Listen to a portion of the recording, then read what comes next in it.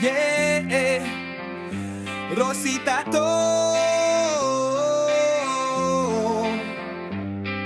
Respeto, tiwala, at sa Diyos sa itaas. Magtatato na walang tato.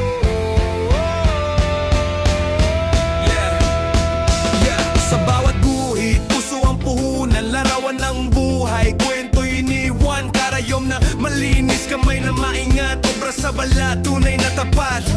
Tattoo at piercing, dito'y sigurado, art na malupit, walang kapantay bro, di lang sa ganda, pati sa respeto.